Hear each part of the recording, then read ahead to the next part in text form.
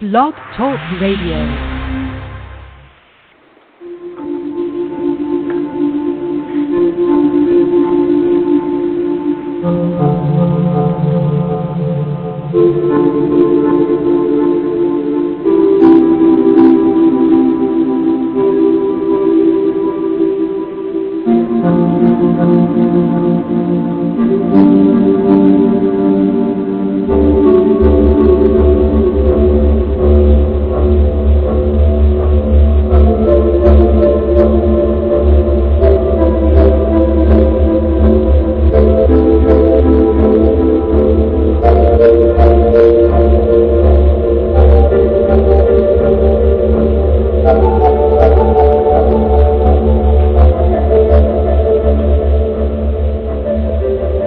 X Radio brings you The Haunted Sea with host Scott Mardis.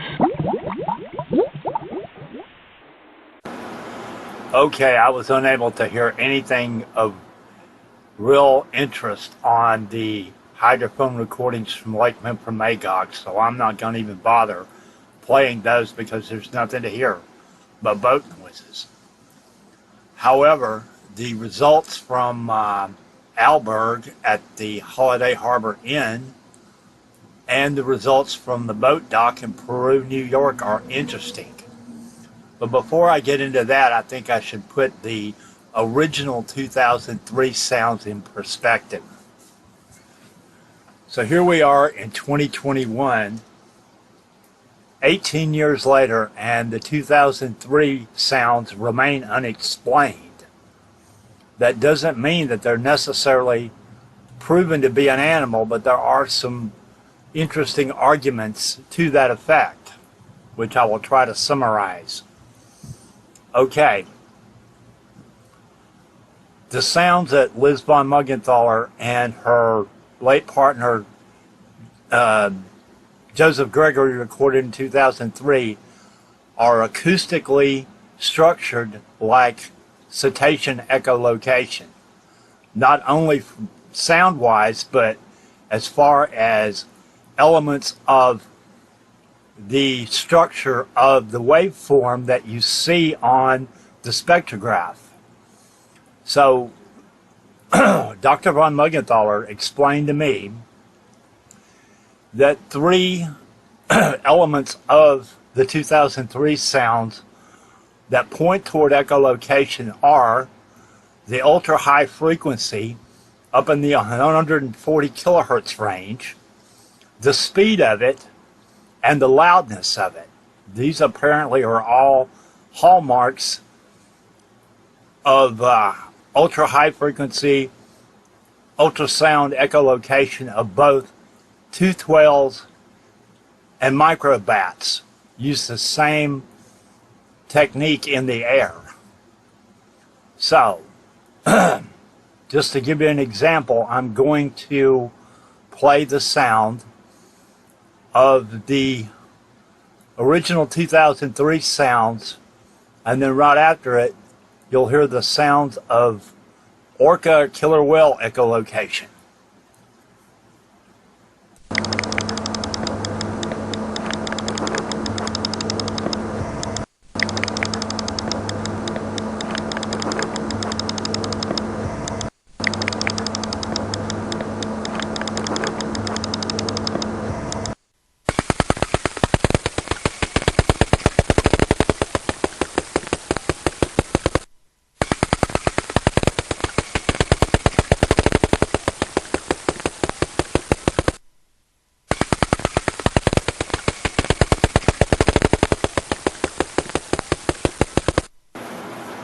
Now, it is generally believed that in order for the toothed whales to produce these ultra-high frequency sounds that they need a sonar melon.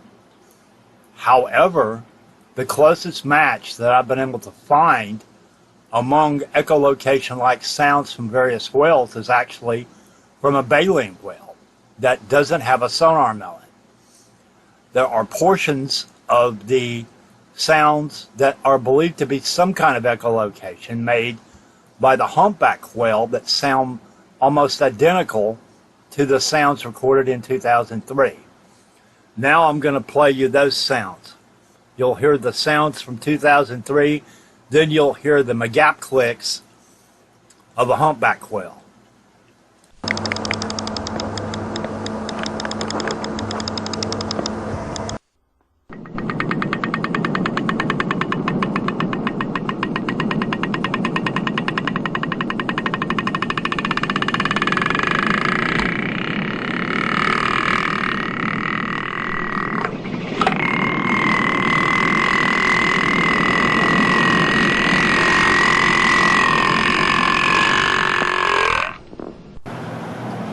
The McGap click does not contain an ultrasound component which is above the range of human hearing, which is 20 kilohertz. But the audible portion does sound like the clicks that you hear on the 2003 recordings. And I should explain that the evidence for the ultrasound component of the 2003 sounds is on the spectrograph. In other words, it's above the range, way above the range of human hearing. So what you hear on the audio recording is the portion of the signal that was within the range of human hearing. Up to, I believe, 24 kilohertz, or close to it. So anyway, the strongest evidence that the 2003 sounds were echolocation was the ultrasound component on the sonograph. Now, fish can make sounds that superficially sound like the audible portions of echolocation clicks by releasing gas from their swim bladder. Now, what I'm about to play you next are the 2003 sounds compared with the sounds of a fish releasing gas from its swim bladder recorded in a river in Maine.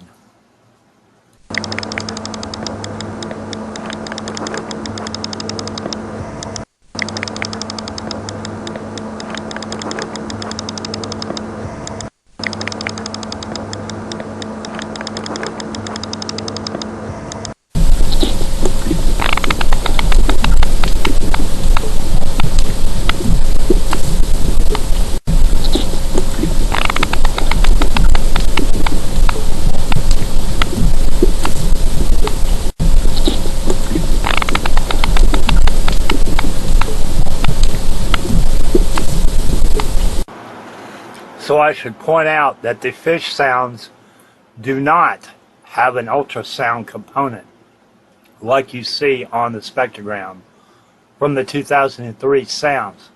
So that could potentially be used to rule out the possibility that the 2003 sounds are fish noises.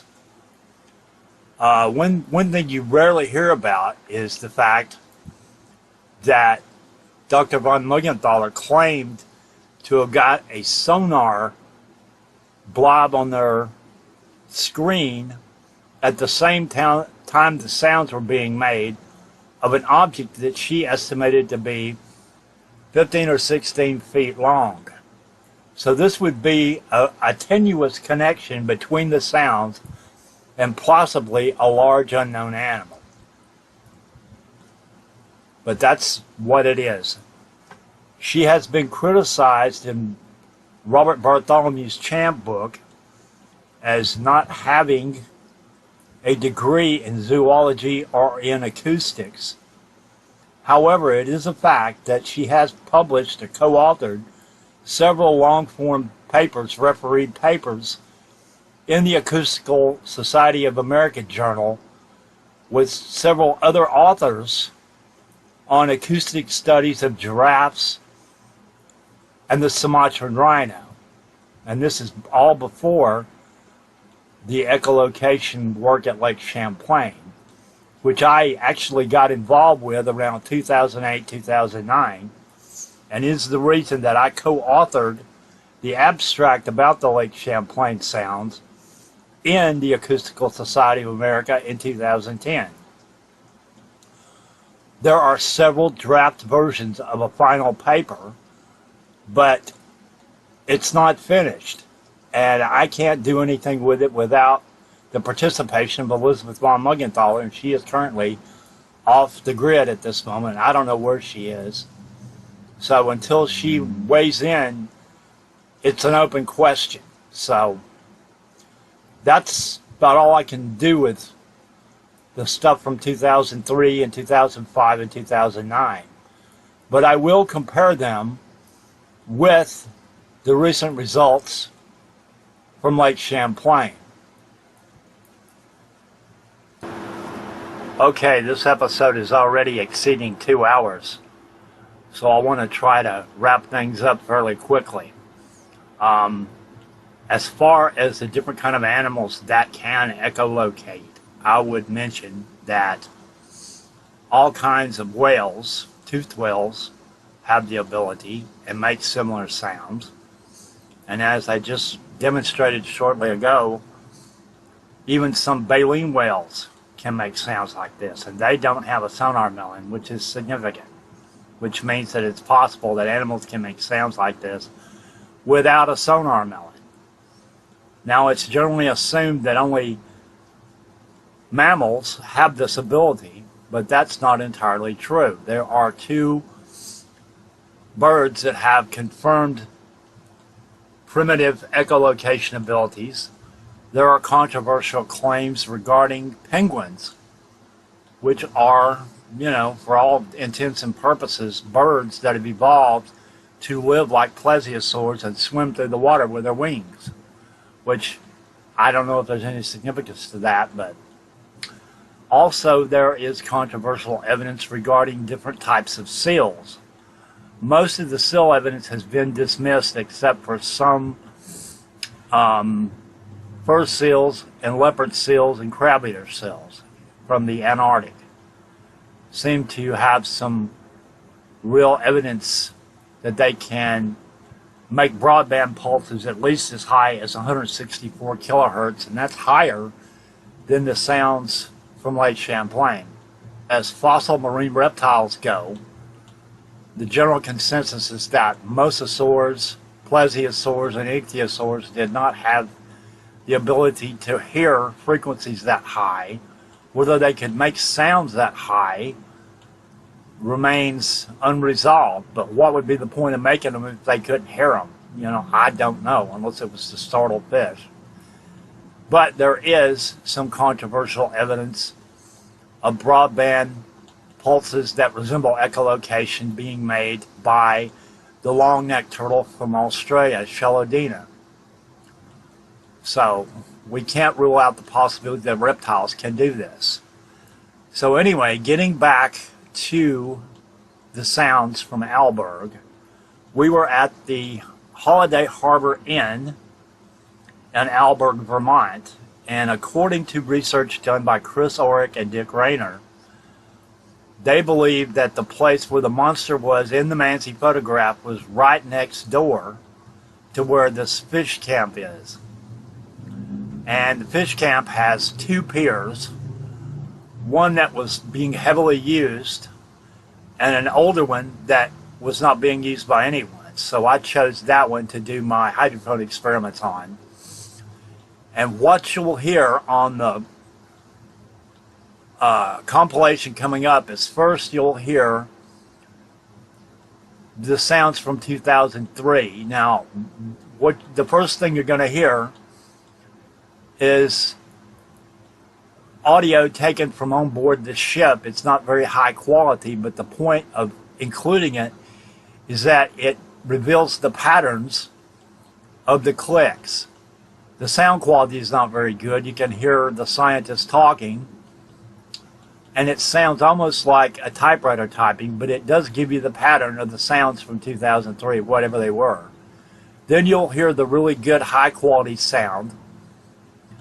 Then you'll hear the first interesting sound from Holiday Harbor, which is ambiguous and could be interpreted as some kind of click train followed by blowing bubbles, or possibly an engine turning over with a key and not turning over all the way, and the propeller making bubbles. I don't know, it's rather ambiguous, as you will see.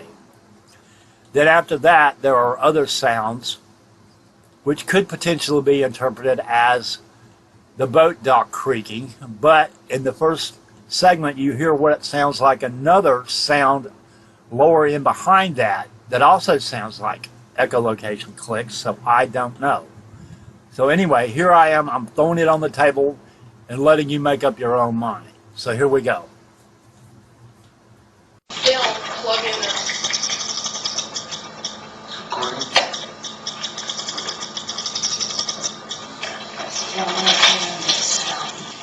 meanwhile, this is all being stored on the computer, but we wanted to get to some video. Each time it crashes like that, it's the sound of the creature.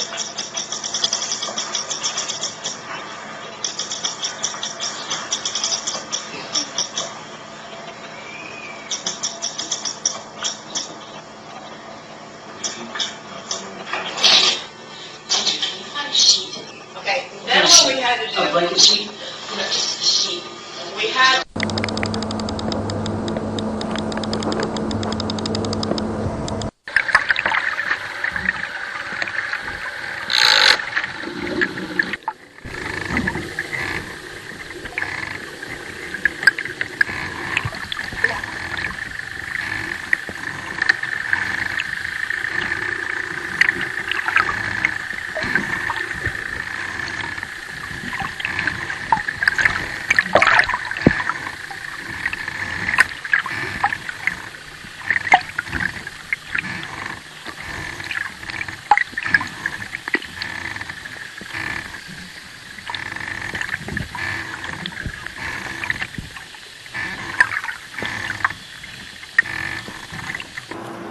Okay, I want to point out that beluga whales can make sounds just like these. The first thing you're going to hear are creaks of a beluga whale, followed by the sound that might be an engine turning over.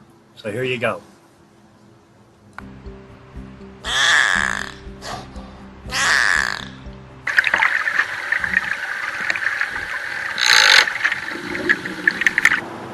Beluga whales can also make sounds that sound like a boat dock creaking, as I'm about to demonstrate. The first sounds you hear are beluga whales.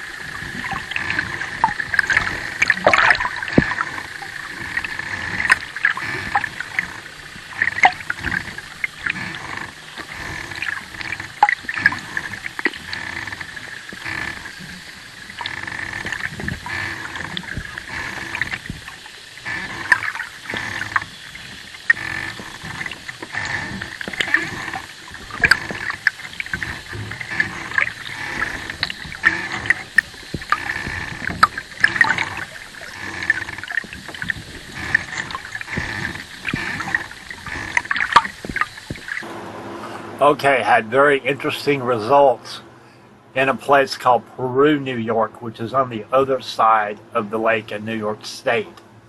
It is literally around the corner from the AuSable River where the Bodit video was filmed, and we also got an interesting sonar contact in 2017.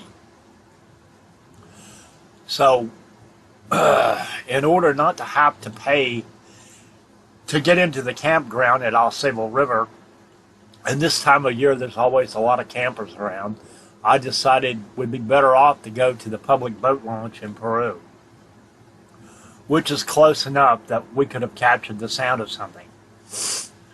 And the sounds that were recorded at Peru appear to be a combination of fish like croaks that resemble the sounds of the freshwater drumfish, but they also resemble the sounds recorded in Lake Seljord in 1999 by Jan Ove Sundberg and Adam Davies. So it's ambiguous. I happen to believe that a lot of the sounds have been promoted by another research organization on Lake Champlain are just that, are the sounds of freshwater drumfish and chirping lake sturgeons, but that's just my opinion.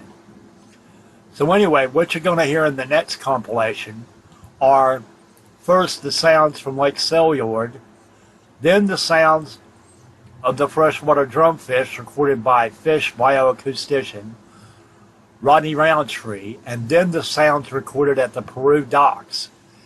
And what you hear at the Peru docks is a combination of croaking sounds with some kind of low echolocation like clicks mixed in with it. So it is what it is, but here it is.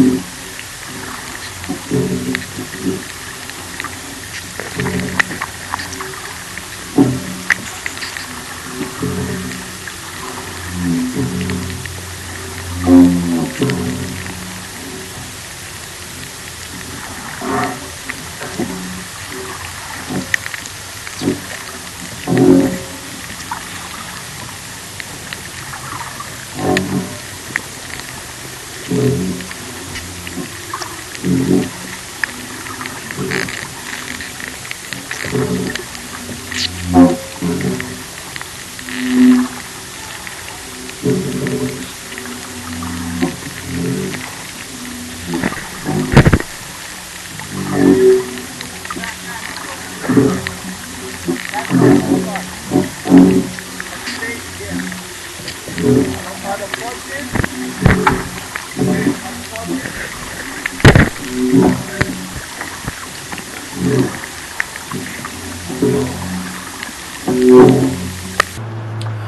relevant things that I probably neglected to mention is that studies on the skull of Basilosaurus do not believe that it had a sonar melon. However, they do believe it can hear high frequency sounds. So using the humpback whale as an example, it's just possible that Basilosaurian whales were using some kind of echolocation. Now, the other thing I want to mention is that the recorder that I was using with the headphones does not sample any higher than 48 kilohertz. Therefore, I'm limited to recording sounds of 24 kilohertz. I'm hoping to get a better sampler in the future. I'm working on that. So what can I say? We've got, on one hand, you look at the abstract from 2010 and say that, well, it's the only thing in the scientific literature proper regarding anomalous claims from Lake Champlain. However, ultimately, all we can say is that it's an unidentified sound. You can't use this to name a new type specimen without better evidence to connect it to a species of some kind. And there's no precedent in that in zoology. The only way you can name a new species is with a type specimen, a biological piece of a dead animal or a live one. So it is what it is. And seeing as it's been 10 years since the publication of the abstract, I don't know if anything significant is ever going to happen with it. Personally, I think it's better off to concentrate on getting physical evidence or visual confirmation on video or film is better evidence of an unknown animal in the lake.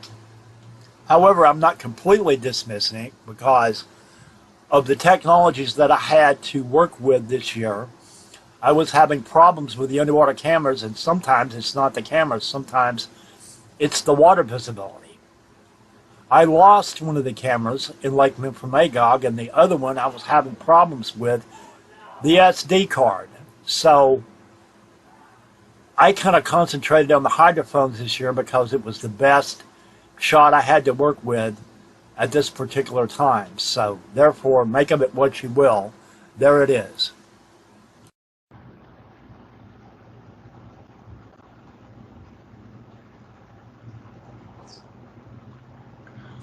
Okay, the last 3 days of my trip, filmmaker and longtime friend Jordan Warner asked me to participate in his upcoming nonfiction cryptozoology film project.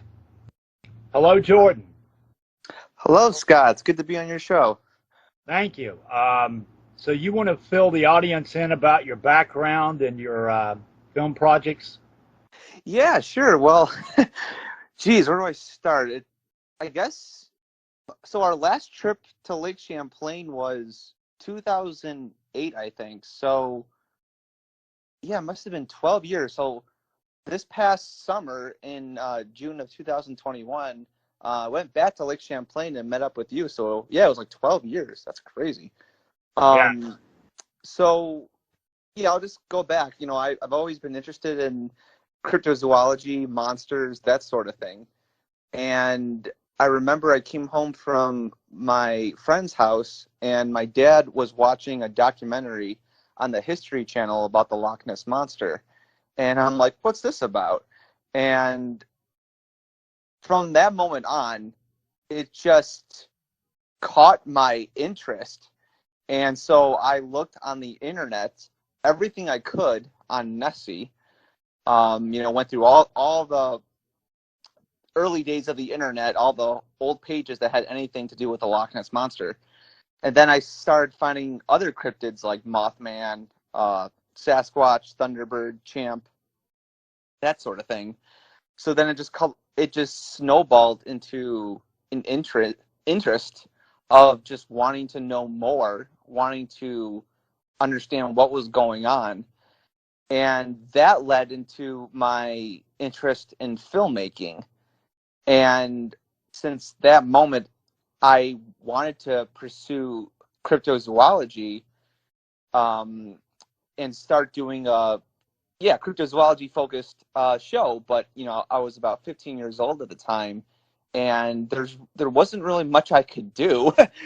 Knowing that I'm very limited, I didn't really have a job yet, so I just kind of had the mercy of my dad, basically, to, if he was interested in taking me to these trips, and thankfully he was. So we went to all these different places that had cryptid sightings. We went to Lake Champlain in 2007. We were there for a day, actually. We drove up, and we actually interviewed Earl Sprague, who carved the wooden statue of Champ that's in Port Henry. The following year, I contacted you and a few others, and we stayed there longer in Burlington, Vermont, and did as much as we could. And I was armed with a little mini DV camera. They don't make those anymore, but it was more just a handheld. You press the button, it records, and that was it. We also traveled to Whitehall, which has Sasquatch. Point Pleasant. Paul Bartholomew. Yes, Paul Bartholomew in his book, Monsters of the North Woods. I remember seeing that in the library. Good book. Mm-hmm. Mothman. We interviewed Jeff Wamsley at the Mothman Museum. The Frick Brothers. We took a tour in the TNT area. And then we took a few trips to Ohio and visited the Ohio Bigfoot Conference and made a lot of contacts there. And then after a while, I guess I came to a point where I couldn't really pursue this anymore just because I was very limited. And in the back of my mind, I had all these interviews, and it's kind of sad to think now because half of the people we interviewed have sadly passed away, including Sandra Mancy, who you know. Yes. Yeah. So I was really close with Sandra. She was a great person. Oh, absolutely, absolutely. Her story has just carried on a legacy, and it's still considered such a goldmine of lake monster research. So yeah, from that, I had all these archives, but in the back of my mind, I wanted to pursue it as I got older because I was more prepared. I had, some financing. I was able to do it all on my own. And sure enough, here we are, post-pandemic. We were able to do that. And we met up with you. I believe this was, when did we go? June 21st, I think. Yep. You guys come to pick me up in Ennisburg. Right. So at Julio's house. And then we went from there. We went to Alberg to the bridge between Alberg and North Hero, which might be the place that Sandra Mancy took her photograph. There's debate between a couple of different places, but that's one that's considered highly likely to be the actual spot. And we went around on Poor Farm Road to get the angle from which it is believed that she would have taken the photograph, from a position around a house at 19 Poor Farm Road. Right. And then from there, go ahead. What was the other place, Scott? Oh, it was St. Albans Bay. St. Albans Bay, got it. Which was our second stop. And we went and filmed there, and you can see the beach in the background. It would be nice if you could send me a couple of stills from the video you shot that show it from the angles we're talking about, so I can put that on the slideshow. Right. Well, it's funny because even being there, it's pretty, I wouldn't say obvious, but it makes sense in both locations of why these two spots would be the spots where it happened. I mean, it clearly shows, just from the land and the angle, but it was taking. I mean, you can clearly see that. But obviously, with more research, that has to go into it. They're good. They're good places. I mean, along the lake, the lake is 400 feet deep. So it's totally possible. But Yeah. it's interesting though. And then the second day, we went and interviewed several eyewitnesses. We interviewed Bill Bilodeau in Shelburne, and then we went and had a long session with Christine Hebert, who is 94 years old now. That's crazy. Yeah, I She's mean, still but going she's strong.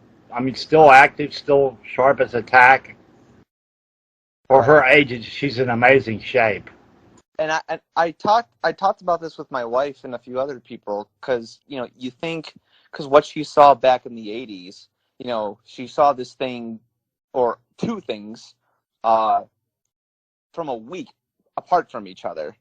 So you have to think to yourself, if she's hallucinating, if she's seeing something that she wants to see, if she's thinking of something that she wants to see, you would think she would see it more often, or she would be hallucinating often.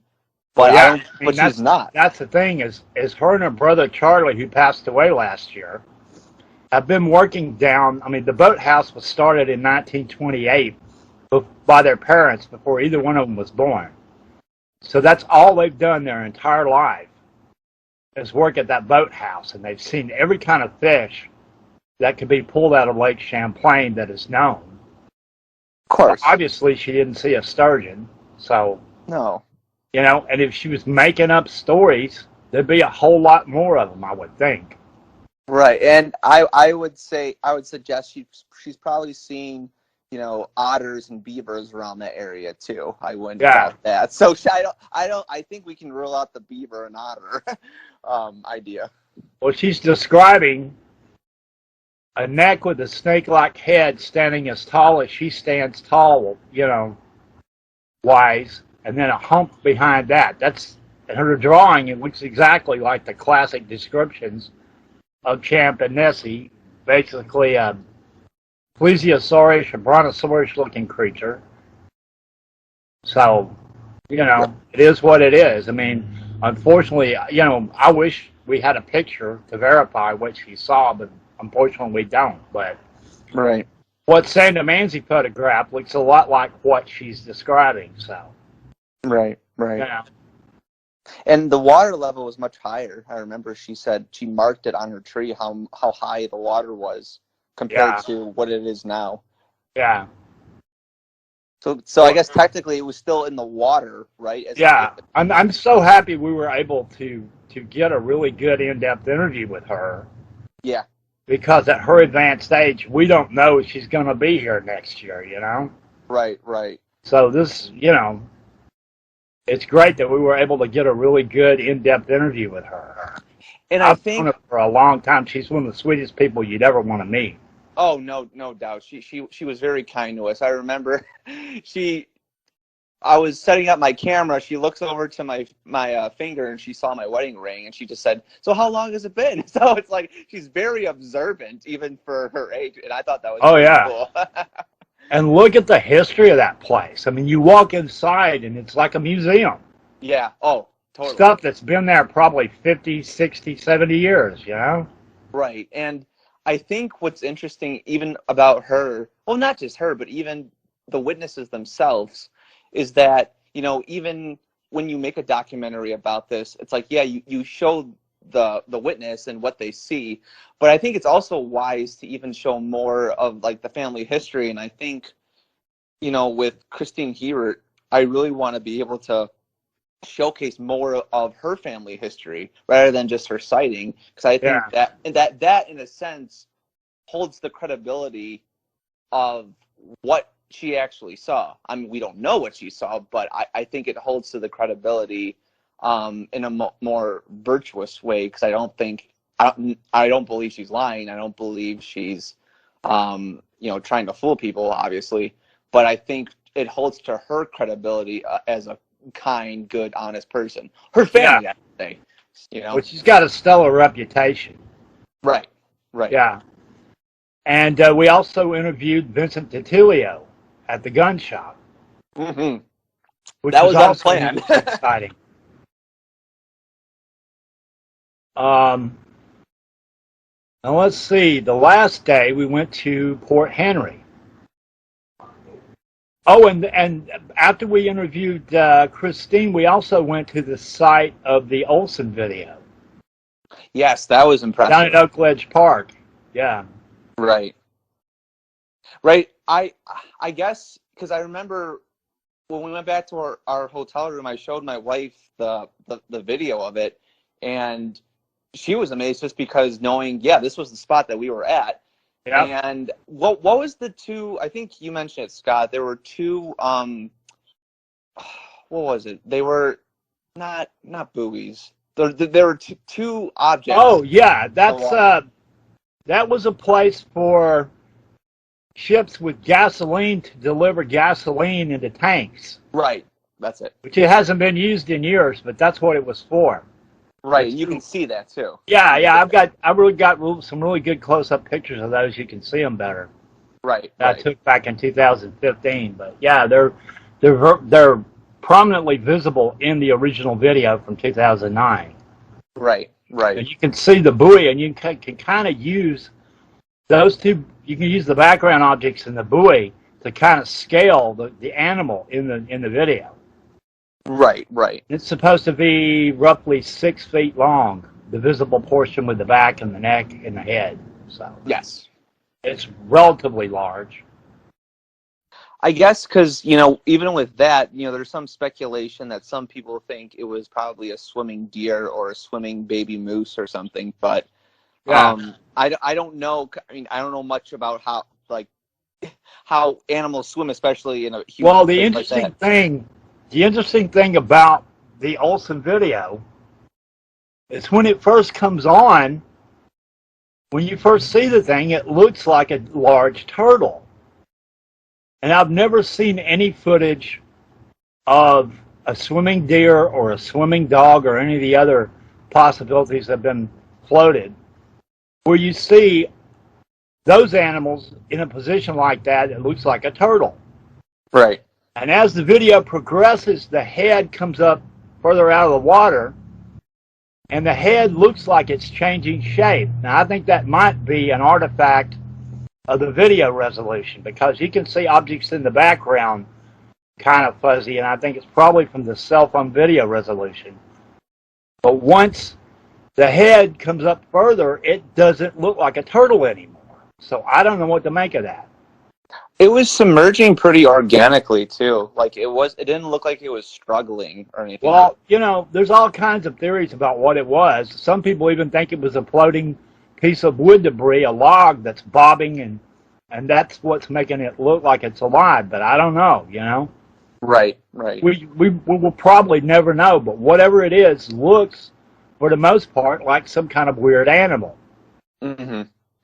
And at the time the video first surfaced, back in 2009, they spoke with various people that work in wildlife and conservation, and none of them could really identify it. And I think they didn't say it was a monster, but they said, well, we can't identify this. We don't think it's a deer. We don't think it's a moose. We don't know what it is. It's an animal, we think, but beyond that. Right. So, make of that what you will. That's not saying it's a monster. It's just saying, well, we can't identify it. So. Well, it's interesting, too, because Olsen, you told me this, that he told you that he recorded it. That was it. He wants nothing to do with it. So, obviously, he's not using it to... Yeah, he's not trying to make money off this. Right. In fact, he doesn't seem to care if anybody uses it in documentaries or what. Right. But he did, when it happened, he made a post on Twitter, and I have a photograph of the original post that he made on Twitter, and he says, I might have seen the Lake Champlain monster this morning. So it is what it is. It's a possible. It's one of the more intriguing pieces of non-anecdotal evidences we have to work with relative to this phenomenon. So I put that, the Bodette video, and the Manzi photograph as the best visual evidence we have of this phenomenon. You know, Right. with all the pluses and minuses, it's as good as it gets at this point. So, Right. yeah. And I think too, it's like you always hear the stories. I think it was the Bodet fishermen where they fished on the lake all their lives. They've been on the lake, I would argue, every day. And you hear a lot of stories about people being on the lake. They'd never seen anything for 20, 30, 40 years, and then after all that time, they'll see something they've never seen before, and they're like, what is that?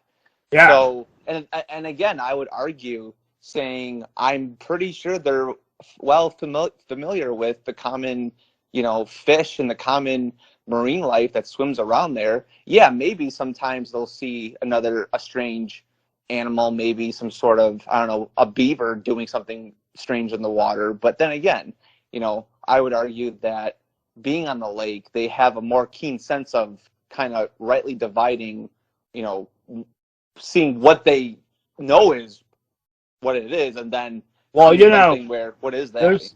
There's all sorts of phenomena that are natural phenomena that people mistake for monsters, such as floating wood debris, oddball waves, boat wakes, swimming animals. All kinds of animals swim in the lake.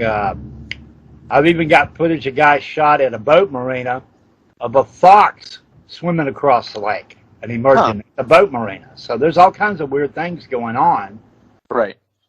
But then you have things like what Christine Hebert claims to have seen and Sandra Manzi's photograph and the Bodet video that are not so easily dismissed.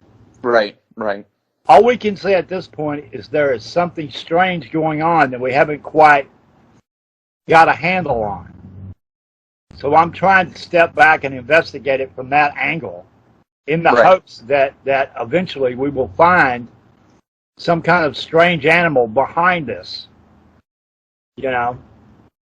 Right, and that, I think, drives a lot of people like myself, too, to just wanting to, express what people are seeing. And, I've come to the point, too, where it's like, there's been so many different documentaries, especially about cryptozoology, Champ, Bigfoot, and a lot of it's kind of rehashing the same stuff. And part of me, I sort of came to the point where I didn't really want to do it just because I'm like, well, what else can I do? What else can I, make something new? And still working on it. But, I've come to the point, too, where, I really want to just really invest in more of like the people like yourself that are researching this. And as I said, show the background of the witnesses more, show who they were as a person, in life. Because I think it's interesting when you talk about people who claim to have seen, like Champ or Nessie, but even other cryptids too. I think sharing more about their backstory in life kind of holds the credibility as a person, that they're not just,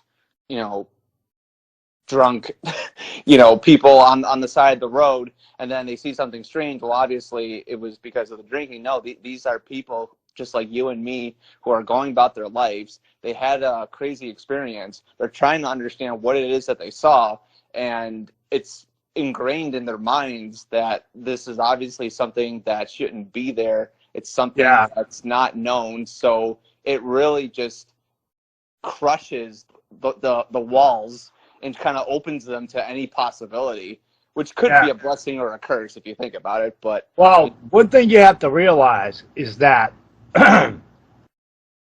people's memories don't work like a video camera. The people's memories can be externally influenced by suggestions from other people. In other words, you might have a situation where somebody caught a fleeting glimpse of something that they couldn't identify in the lake, and we don't know what that was, and then somebody they bump into says, oh, you probably saw the Lake Champlain monster, and that suggestion can actually influence what they think they saw in their memory. Right. But now, I don't think eyewitness testimony is completely useless because they use it in a courtroom to convict people. Yep. of crimes. And you've also got to take in consideration where you've got a large number of people that have come forward to say they have seen roughly the same thing. I mean, it may not all exactly match on all the details, but the consensual part of what they claim to have seen seems to add up to an identikit of something. Right. Yeah. So, you can't just dismiss that. That probably means something. I remember Ben, he said when the Mancy photograph was released, I think that was the early 80s, right, Scott? 1980. 1981. Okay. And Yeah. I think he was doing this on he was talking about it on his podcast, Squaring the Strange. Yeah. And I remember him mentioning, once Mancy released the photograph, then Champ sightings went up. And I think he kind of theorized that because, it was the power of suggestion where, Champ was in the mainstream. Now everybody. Well, yeah, it's a real, these psychological factors are very real. Right. Now, is that because it could go in that way, or because, people want to believe, or because it's in the mainstream now, people are more comfortable sharing their experience? Yeah. Well, it's, there's a lot of factors to consider. I have to police myself every time I'm out looking on the lake, and I've been sitting there for 2 or 3 hours bored out of my skull. Right. It'd be very easy for me to imagine I saw something because I want to see it so bad. But you've got to police your own mind to ward that off, Right, right. And it's so easy because I think in our minds we want to see something. Yeah. And you've got to be careful. Even if you get something compelling, you've got to weigh the alternative explanations before you settle on that, okay, this is the monster. Yes. I mean, I've got various pieces of what I think may be positive evidence, and I say, well, this may be positive evidence of something. Yes. And encourage, alternate opinions from other people to counterbalance that, Right, and I think when you're young in this field, I think when I started out, I wanted to see something so badly. When I walked in the woods, every sound I heard, I hoped it was a Bigfoot. I wanted to see it, I wanted to experience it, but now you sort of have to put on that skeptical mind, just because, again, like you said too, a lot of people, they want to see something that's not there. And at the same time, as I said too, with what happened with Mancy's photo, sightings went up, but then I think there are people out there that want to come forward and share their experience. Like, for instance, I'm also working on a documentary called The Man Beast of Western New York about Bigfoot sightings and stories here in the Buffalo, Erie County, New York region. And I've talked to a few people, never met them. They've never been on a book or a TV show or anything, but these are people who've had real experiences. And my goal too is to, use these documentaries and to bring out more witnesses that are willing to talk, because again, now that's in the limelight, people are more comfortable sharing their experiences. So, again, it's like a double-edged sword, where you kind of hope that these people aren't just pulling your leg or trying to just be famous because they saw something and they want attention, even though sometimes that backfires on those people. Because, well, that's definitely a part of the landscape. Everybody that's into this phenomena don't always have the same motivations, right, and the same, opinion on what's behind it. So that's just part of the landscape, I think the best thing to do is just take all of it, pile it on the table, and let people make up their own minds. Yep. Right, right. And I think we have to come to a point where, right, like not every sound is a Bigfoot, not every splash in the water is a Nessie, but use what we've got and compare and contrast. And with other like the photographs. Like for instance, there is a, I don't remember the name of it, but you might know what this is, Scott. There was a video. It had it looked like a bunch of odd objects or heads like bopping up and down in Lake Okanagan, and there was a speedboat that came in, and then I know the video you're talking about, but I can't remember what they call it. But it's from like late 90s, I'm thinking, 99, somewhere in there. Right. And I think there was a program that National Geographic did where I think a forensic analysis, some person who works with the FBI in videography, he examined it, and I guess, based on, the objects not reacting to the person and the boat, it was hard to tell if it was they were actual living animals, because it seemed like when the boat came in, the objects just kind of did its own mechanical movements. Like it didn't show any reaction or anything to the boat. But I don't know. It's like, again, you kind of have these weird phenomena that do happen on these lakes. And again, you kind of have to know what you're seeing, but even understand basic, meteorology in a sense when it comes to weather. Yeah, well, a lot of people don't understand wave dynamics. I've looked into that a lot, and that's responsible for a lot of these multiple hump sightings, are standing waves and two opposing boat wakes bumping into each other and canceling each other out in a rolling motion, and all sorts of seiches and underwater waves and things of that nature are responsible for a lot of these multi-humped monster videos. Right. So you have to take all that into consideration. Right. So what sort of form ultimately do you think this video project is going to take? Is it going to be a feature film or a series of smaller films, or what is your plan so far? Well, I do plan on going back to Lake Champlain because I want to do a more extensive, just sort of filming more of places in the lake that we haven't been to and trying to gather more witnesses. But this will ultimately be a feature, high quality documentary. But it's kind of gonna have a stylized wise. It's actually shot in 24 frames rather than the standard 30 frames per second.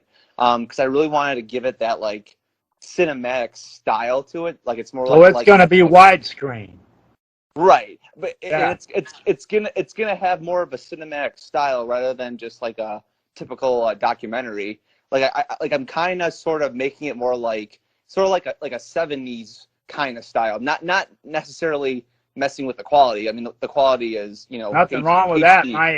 My favorite films, most of them were made in the 70s. Right. Yeah, that's the era I grew up in, so I have no problem with that at all. Right. So it's kind of like Jaws and Boggy Creek style, but not in the sense of trying to fictionalize it. I mean, this is an actual documentary, so it's shot as a documentary, but it's shot in a cinematic tone. So trying to do something different, trying to sort of go in a different direction and see where it goes. Because as of right now, I'm doing a lot of experimenting, so I don't really know how it's going to turn out, which is kind of fun. Well, take your time, do it right. Right. I don't know if I neglected to mention that we were in Port Henry the last day and met with Andrea Annecy and her husband Kyle. Yes, we very did. Nice. And that was your first time meeting her, right? Yes, in person. Right. Yeah, we talk a lot on Facebook, but that's the first time I've actually met her in person. Yeah, they're Andrea, I think she's the head of the whole Champ Day Festival. Yes. Right. Yeah, it's really cool because her and her husband, they seem really, passionate about the whole Champ phenomenon, which is really nice.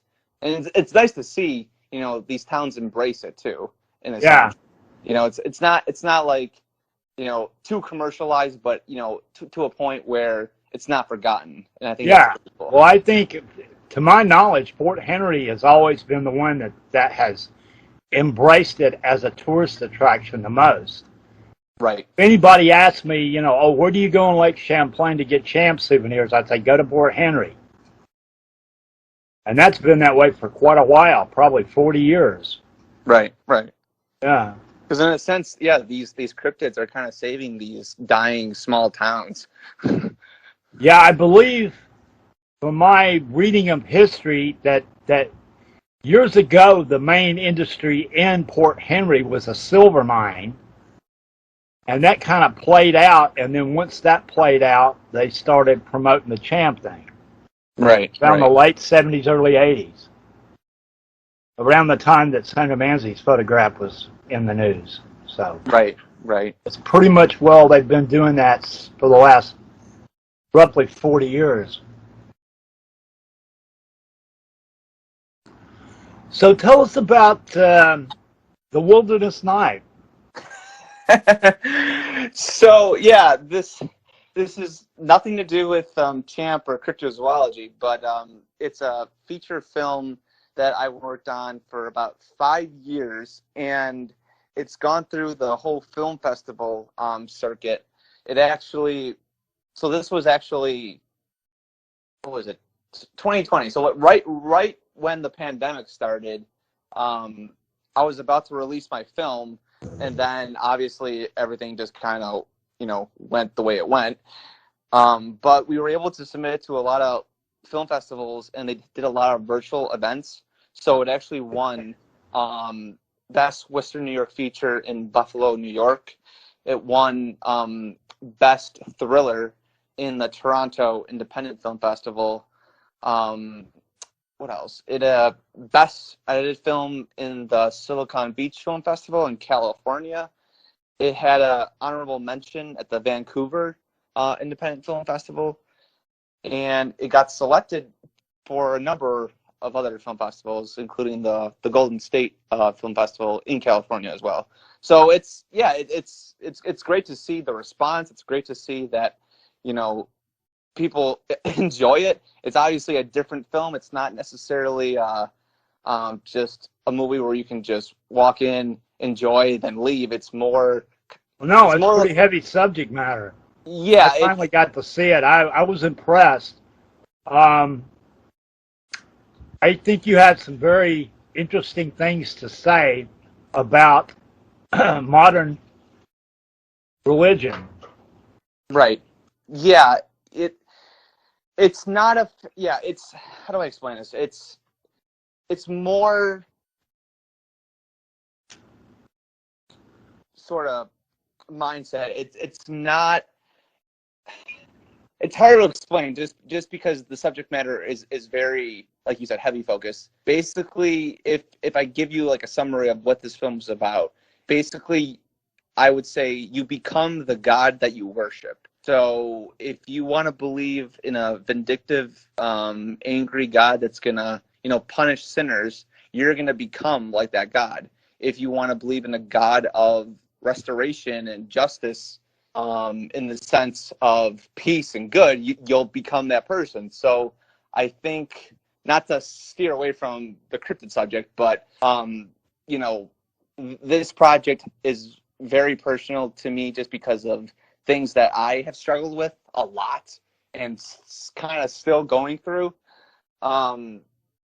It's heavy stuff in the sense where I try to make you think about what it is you actually believe in. So, if you're a person that holds to these very narrow, I wouldn't say narrow-minded, it's more, I guess it's more sort of, if you believe wholeheartedly in something, it's very rigid, I guess. Yeah, it's very rigid. I question those beliefs just because of how certain beliefs can affect other people. And I think with this project, it's very heavily inspired by well-known incidents like Jonestown, Jim Jones, and what happened to him. What about the Westboro Baptist Church? I would imagine they had some influence on this. Oh yeah, I mean, in a sense, it is definitely like that.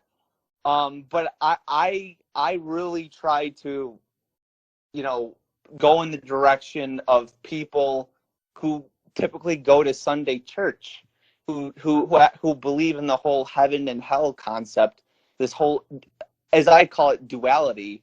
It's very black and white. If you hold to those two very, viewpoints, to me, it doesn't end well. It's very rigid, as I said, but it holds to a point where you're trying to believe in something, but then when you try to show that to others, that can come off as not right. Yeah, well, I think I told you I'm basically an agnostic, and one of the reasons I am an agnostic is because of the negative dogma that you touch on in your film. Yes. Is a lot of the things that turns me off of modern religion. Right, and that's something I struggle with too. Like it's about wholeheartedly mental trauma from religious indoctrination, but it's not. I'm not necessarily attacking religion or any faith Christian viewpoint, but it's more of the vindictiveness. It's more of the duality. It's the separation. It's the mindset that, if I believe that God is going to send you to hell, you're going to become that way. In a sense where you see everybody as sinners, but you don't see yourself with the same flaws. Yeah. So, it really hammers down on that very medieval mindset, which unfortunately is very prevalent in the Christian church today. It really hurts a lot of people. There's a lot of stories out there where people have been really affected just by the typical church, where you're told all these different ideas that's very from what I understand in history, it's a new concept. It's not something that was taught in the ancient church. A lot of what we're taught right now in American Christianity is very dualistic. It's a separation. It's like I said, black and white. Yeah. Well, all the negative dogma is what is turning people off of modern religion, right? Including myself. And I'm just, I'm not trying to attack anybody here. I'm just saying that's no, of course. That's the thing. The whole concept of a God that loves you, I have no problem with it. It's all this, other people tell me, oh, you can't do this, you can't do that, or you're going to hell. Right. And I would say that was a mindset that was brought on from Augustine, because he was Augustine and John Calvin, because they were both lawyers. So they used justice as something vindictive and something that needs to be punished, to see people more as criminals, not as sick people. Because I think what we need to think as people is not as criminals, but as sick people that need help, not people that need to be punished, or as they say, God's justice. I was very impressed with the film. I will admit that going into it, I was expecting something more metaphorical and less concrete story-wise. Right. But, you were telling a believable story about a religious cult. Yeah. Yeah, But the metaphorical things that I was expecting were wrapped up in the fabric of that story. Right.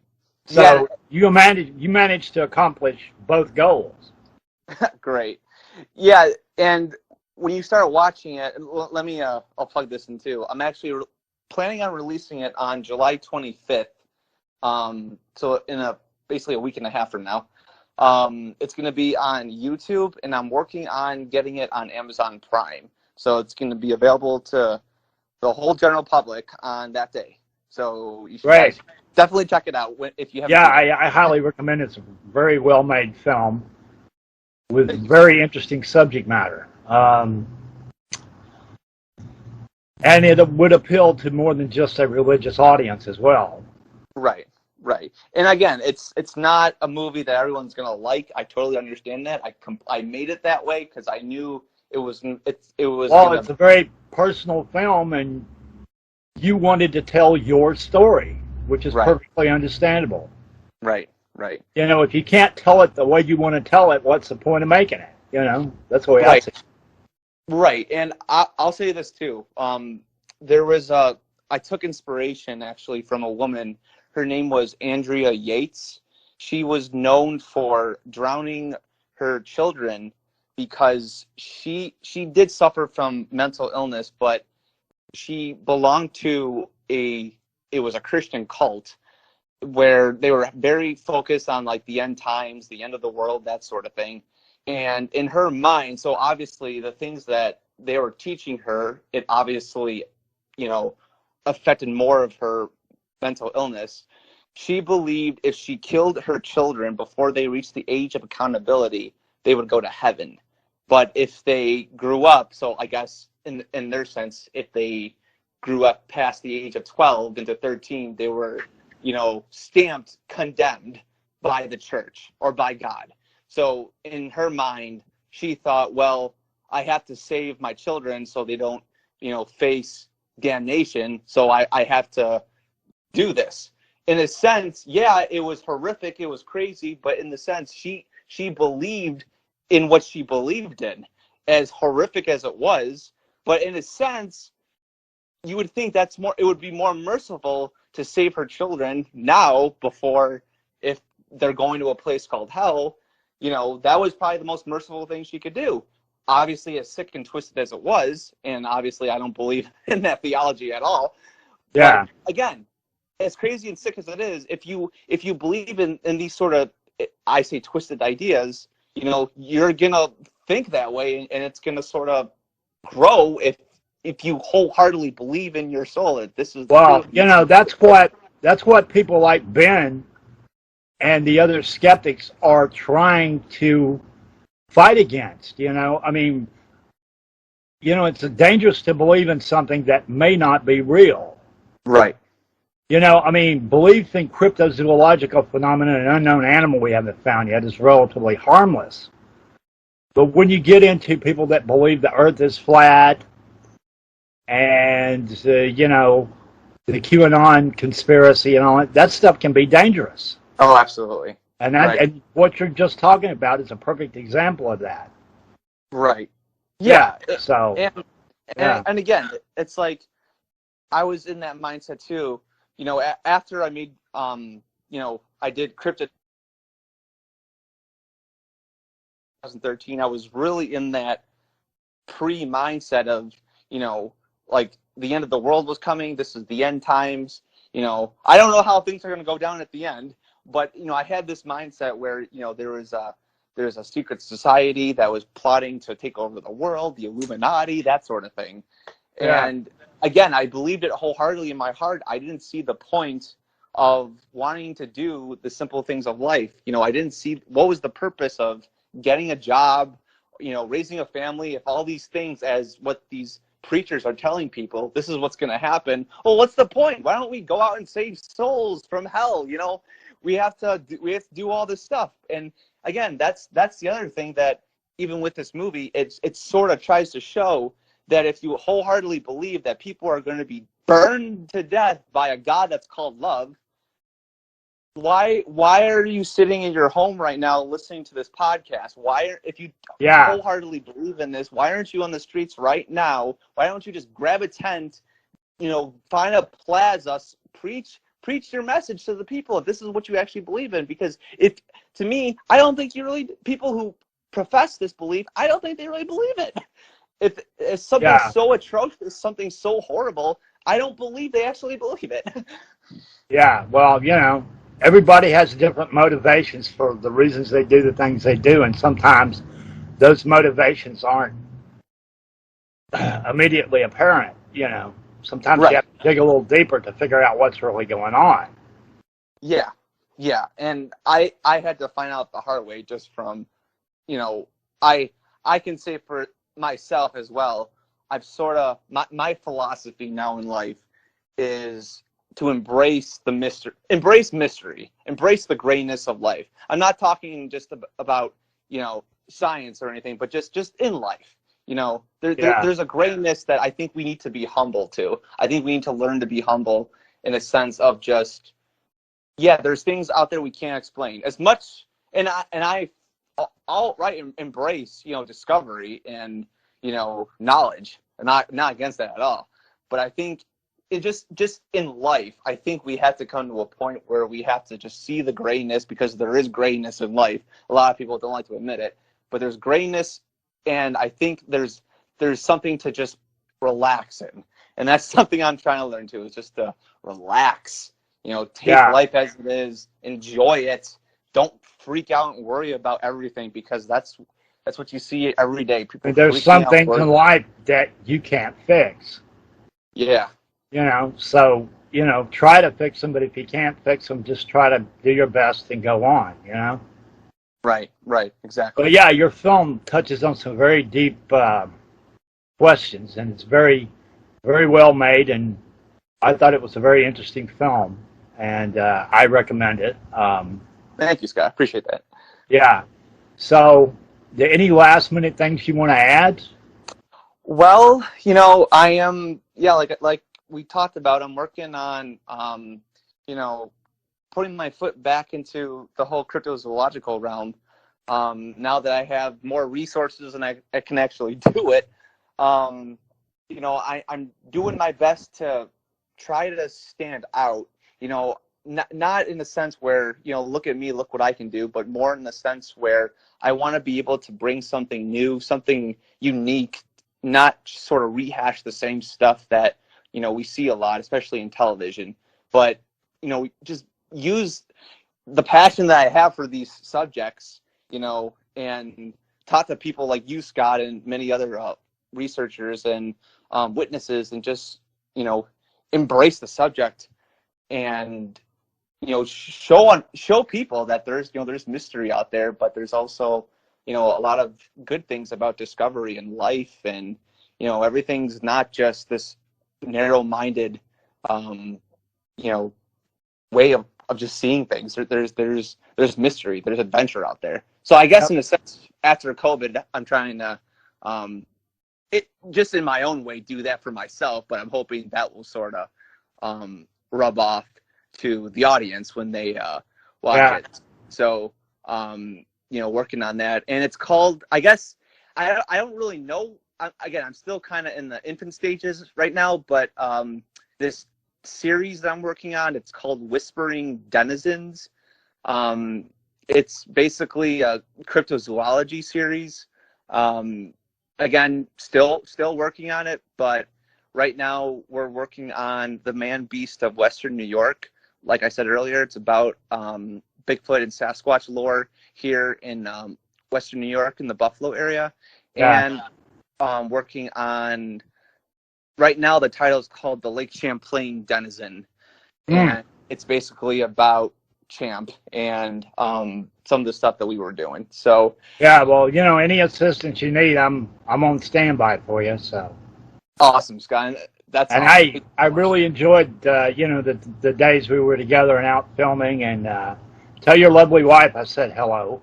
Absolutely, totally. Yeah, Scott, it was great seeing you again, especially since we've been, I met you once, and then we were in contact through social media, and then we were able to finally meet up after all these years. So that was pretty surreal.